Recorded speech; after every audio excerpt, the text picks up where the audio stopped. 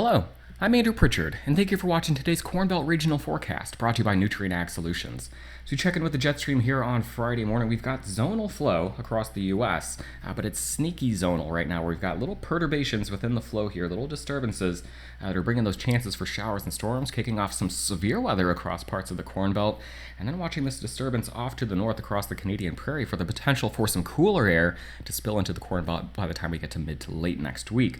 We've got an absolute mess right now when we look out toward the Pacific Ocean right now, though, and this is what is keeping things very uncertain as we look into the 7 to 10 day time frame. So again, we'll be focusing on the next week, but low confidence continues as we look into the week 2 time frame. So anything beyond 7 to 10 days, really take it for what it's worth, which right now is not worth a whole lot.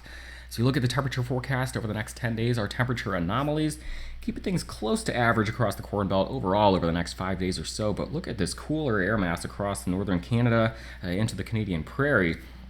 Remember, I pointed out that upper level low across parts of the prairie. We're going to watch the evolution there over the next 5 or 7 days here, and watching for this cooler air to begin spilling into parts of the Corn Belt, parts of the northeast region as we get into mid to late next week.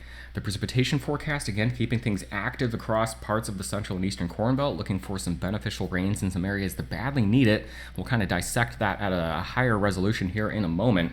When we look at the week 2 time frame, keeping things active-ish across parts of the central Corn Belt, but remember, very low confidence here. We're just going to ignore that for right now. If you want to take it as a little bit of good news and say that, hey, we're not plunging back into hot and dry conditions or something like that, sure, go ahead. But let's not get too excited about above average precipitation lingering into the week 2 time frame across the Corn Belt. Looking at the last 24 hours of precipitation, we've seen a corridor of strong storms across parts of the Central Plains, quite a bit of severe weather from that, including a few tornadoes, including this beautiful shot near Junction City taken by Mikey Gribble. He's a storm chaser who I've known for over a decade right now. I'm going to try and get past this picture here before I spend 5 minutes just talking about all the cool things you're seeing, but a classic structure shot here. You're seeing all of the flow within this thunderstorm with this bright spot here that you see. That's the rear flake downdraft. We get a plunging of warmer, dry air that comes out of the mid-levels of the storm, hits the ground, and fans out. And that we think is one of the catalysts, or one of the aid, it provides some aid in the development of our tornado within that supercell. So all kinds of fun wind flow that we're seeing within this. The rear flank downdraft. You're seeing the rotation in the updraft. We got our tornado cyclone down there. Just an absolutely beautiful structure shot. Looks more like April or May out there in Kansas than mid-August. So we look at the last 30 days of precipitation, percent of normal. You guys are well aware. We don't need to keep reminding you that it's been dry across parts of Iowa into Illinois and Indiana. And this is where we'll be watching for hopefully the development of some showers and storms over the next 48 to 72 hours. Looking at the satellite picture now, we're looking at infrared, so the cloud top temperatures right now. And here are some significant clusters of showers and storms right now across the Central Plains, Nebraska, Kansas, into parts of Missouri. Also watching some showers moving across parts of the upper Midwest early on this Friday morning. As we take a look under those clouds, looking at the radar picture right now, again, here are the strong storms, some heavy rain moving across parts of Missouri, other storms moving across parts of Nebraska, a couple dying storms across West Kansas, and then some showers and storms across parts of the upper Midwest as well. Now we've got a bit of a boundary stretching down from this low where we may see some storms developing now as we head into the mid to late morning hours, filling in this gap. If I take the drawings off, again, we've got showers and storms in the upper Midwest, showers and storms here across parts of Missouri, and then it's this quiet zone right here. Maybe draw it a little bit smaller because it really is focused on parts of central and northern Illinois where we may see some showers and storms flare up as we get into the mid to late morning hour. That'll be the first chance for some rain here across this very dry portion of central Illinois. As we look at the surface map here on Friday morning, again, here is that little boundary, that area of low pressure off to the north, that little trough, if you want to call it that, a surface trough stretching down across parts of the state of Iowa. That may flare up some showers and storms across central Illinois mid to late this morning. And then again, we're going to watch this area of low pressure kind of slowly lift off to the northeast, bringing a chance of some showers and storms once again overnight across parts of central Illinois. And then this frontal boundary, as I jump ahead to Sunday, stalls out across the region here, and that's what keeps showers and storms in this region in the forecast all the way through the end of the weekend. And then we'll be watching this area of low pressure off to the north across the Canadian Prairie, this frontal boundary, late this weekend into early next week for the next chance for some showers and storms, or for another chance here. We're keeping it kind of in the forecast each and every day. Now, not everyone in the eastern Corn Belt is going to see rain each and every day, but certainly keeping at least a low chance in there. And so hopefully with quantity there, we can at least get everyone a little bit of a drink here. So we look at the high-resolution rapid refresh model. This will take us through the next 24 hours or so. Again, watching this area of showers and storms across Missouri, beginning to dive off to the southeast. This will have, show us that chance for storms across central Illinois this morning. Once I just go ahead and hit play here, taking it through the morning Friday, there you see it across central Illinois. Perhaps a shot of some showers and storms flaring up. Let's go ahead and we'll step through time with this one. Let's see, let's jump back, see if we can do that. Get the scroller to show up. There we go, bringing it back to early Friday morning. As we head into the mid-morning hours, right around 8 or 9, perhaps watching for those showers and storms to flare up across central Illinois. Not seeing any signs of those kicking off yet, so again, remains a question mark, but hopefully we can get an early round of rain across parts of the central Illinois, take the monkey off our back, say, hey, at least we got a little rain here on Friday morning, take some pressure off the rest of the weekend. As we take this out a little bit further, we'll see the overnight round of showers and storms start to flare up toward the west. Perhaps an isolated shower or storm here across northern and central Illinois this afternoon and evening. I've got low confidence in that. Better confidence in this cluster here that kicks off right around midnight in northern Missouri, tracking eastward across parts of central Illinois. Now, the northern extent of that going to be a bit of a question mark. We really need to get some rain here in parts of Iowa into northern Illinois, an area that keeps getting missed, northern and north central Illinois. And we had all kinds of heavy rain across southern and south central Illinois just a couple of days ago. So hopefully we get the northernmost solution here and get some rain again across parts of central and northern Illinois during the overnight. Looking at the high-resolution NAM model, this will show us a similar look here as we bring it back to Friday. Still seeing the chance this model as well kicks off those mid to late morning showers and storms across central Illinois. So again, reinforcing the HER output. We see the same thing on the 3-kilometer NAM. That gives us higher confidence. So we head through the afternoon and the evening. Again, this one not so gung-ho with those afternoon and evening showers and storms across northern and central Illinois, but we do see the same thing, showers and storms kicking back off across parts of northern Missouri into parts of central Illinois, and then perhaps all the way into central and southern Indiana during the overnight tonight into Saturday morning. Take the drawings off. Here comes our area of low pressure across the Canadian prairies, and that frontal boundary now making its way into the northern plains, the upper Midwest, as we get into the day on Saturday. Seeing things mostly quiet across the eastern Corn Belt here for the day on Saturday. It's not until we get to Saturday night and Sunday, perhaps having another area of thunderstorms accompanying that frontal boundary making its way into the region. Low confidence with this one right now. The models do kind of have it die out across central Illinois here during the early morning hours on Sunday, but then we'll watch for the potential for it to flare back up. So this is what it looks like. We've got multiple chances for these showers and storms. No slam dunk right now, but better to keep the chances frequently in the forecast here so that we've been dealing with this pattern where it's like every 5 days we get a frontal boundary that pushes through. So we all spend 3 or 4 days hoping for rain from that frontal boundary, and then when it arrives, perhaps you get leapfrogged, you get missed by it, and then it's like now we got to wait 4 more days for the next chance. So hopefully with these daily chances, we can do our best to get everyone here at least a little bit of rain, but no slam dunk, no sure thing. Someone's going to end up getting missed.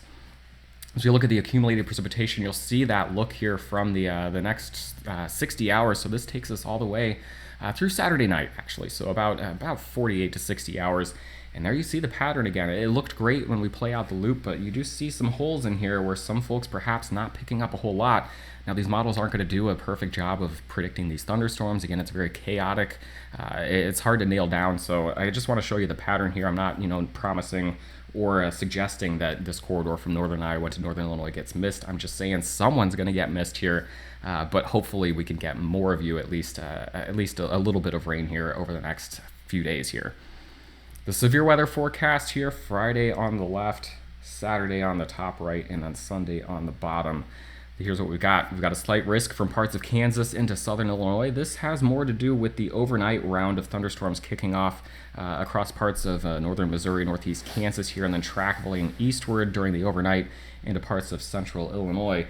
Got a slight risk across parts of the northern plains into the central Corn Belt on Saturday, and then here's that next frontal boundary. I said maybe a dying area of storms here on Sunday morning, but then watching for things flaring back up in this region as we get into Sunday afternoon and evening. So keeping things in the forecast Again, quantity over hopefully bringing more widespread rain to the area. Kind of sounding like a broken record right now, but just kind of conveying the forecast here, saying again it's going to be scattered in nature. We'll get some of these clusters, perhaps bringing some more widespread rain, but that's another situation where perhaps not everyone's seeing this beneficial rain. Now, where are we headed? I mentioned it's a bit of a mess, so let's take a look at what that mess actually looks like. Here are all of our little disturbances right now, bringing shower and storm chances to the region over the next 24 to 60 hours. Here is the bigger upper level trough that's going to bring some cooler weather into the region by the time we get to mid to late next week after a bit of a complex evolution. So let's just go ahead and let's play this out, but let's step through time because it is a bit of a chaotic evolution. Heading through the weekend now, this is where we see our chances for showers and storms. Here's that big upper level trough right now that brings the final frontal boundary in on Sunday. We'll take a look at what that looks like here in a moment. Taking things into early next week, we do see a ridge try to build back into the central United States. That would bring some warmth back into the region, but then we see this trough kind of amplify and dive off to the southeast as we get into mid to late next week, and that brings northerly flow at least into the eastern Corn Belt, if not more, bringing cooler and less humid air mass back into the region. So it's a high pressure area, surface high, that's going to bring, again, cooler conditions, not bringing the heat and the drought to the region, at least for right now. So keeping the heat at bay across the Corn Belt overall. As we look at the flow within the jet stream here at 500 millibars, again, this patch of stronger jet stream winds, that is responsible for the severe weather, the thunderstorms in the forecast here over the next 24 to 48 hours. We'll watch how this evolves here. Again, it's a complex evolution, lots of moving parts. As you take this through Saturday and out into Sunday, this is the Sunday trough that brings the chance for showers and storms to the region. You can kind of see the trough embedded within the flow there. That is our Sunday rain producer. As we head into Monday and Tuesday, we're seeing the jet stream kind of lifting northward over time, trying to build a ridge back into the region. But then we do see this trough right now over the Hudson Bay here kind of amplify and dive southeast and bringing, again, northerly flow screaming out of Canada into at least the eastern Corn Belt, keeping things cooler in this region as we get to mid to late next week. That'll show up here on our temperature anomaly forecast. We'll watch for the cooler air to first build here across the Canadian prairies before spilling off to the southeast into parts of the Corn Belt as we get into mid to late next week. So let's play this out. Let's go ahead and jump back. I hit too many buttons here. There you see the cooler air spilling in here midweek. That's like a Wednesday, Thursday, Friday arrival. We'll go ahead and step through time with this one. So over the weekend, keeping things near average, chances for anywhere from 5 to 10 degrees below or above average as we head through the weekend here. Rain and cloud cover obviously going to be wreaking havoc here with our high temperature forecasts across the region from the central into the eastern Corn Belt. As we head through into the end of the weekend, now you're starting to see this frontal boundary, seeing the cooler air behind it beginning to move off to the southeast. Keep putting all kinds of drawings on there and then just having to delete them immediately.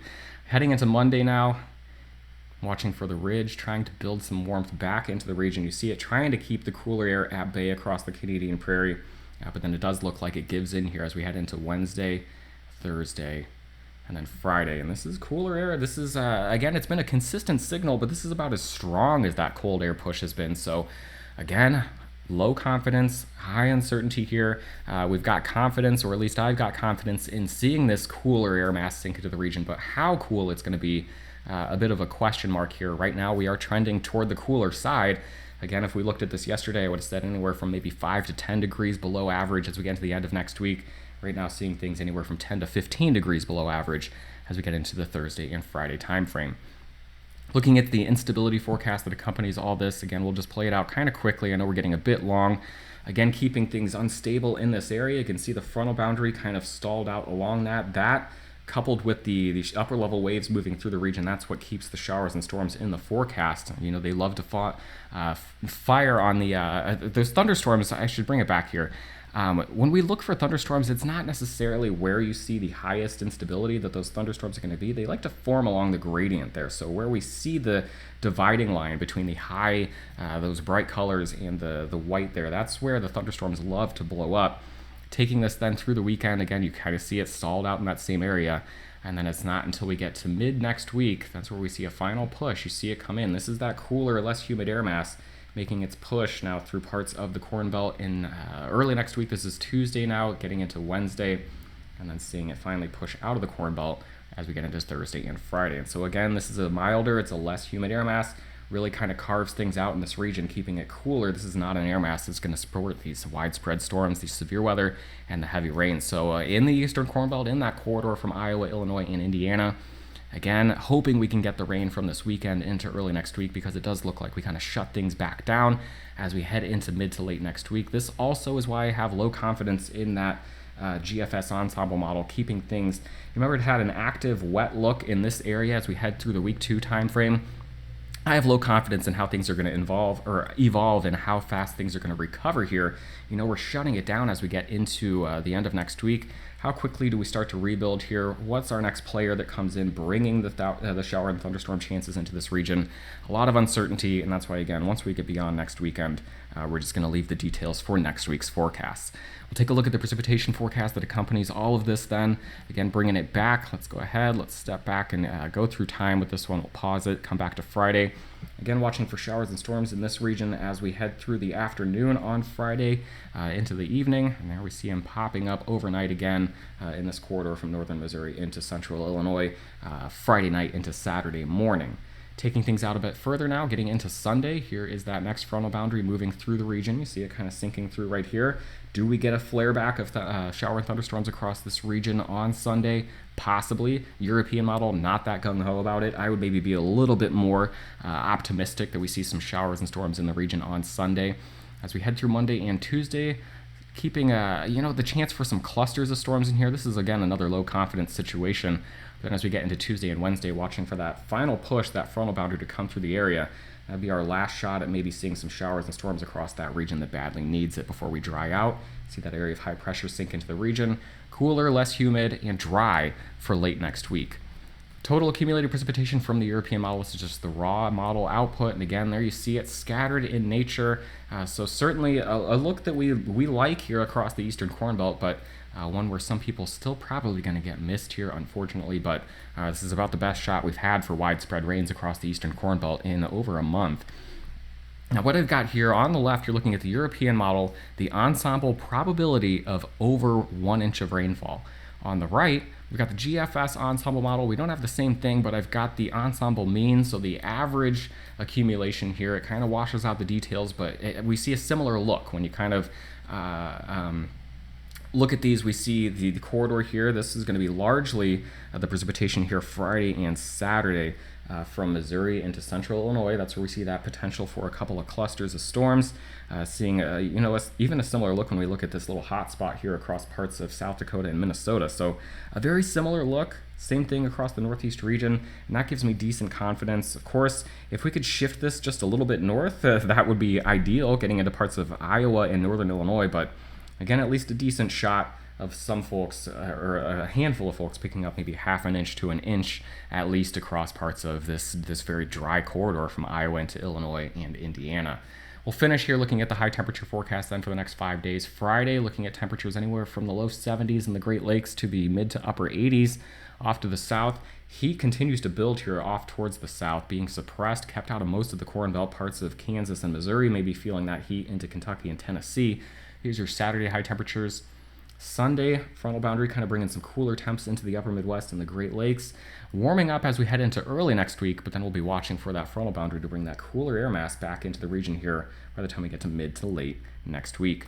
As always, Eric Snodgrass will have an in-depth look at the evolution of the next 1 to 2 weeks in our Monday morning Ag Forecast video, and I'll have your next check-in with the Corn Belt region on Tuesday morning. Have a great day and have a wonderful weekend.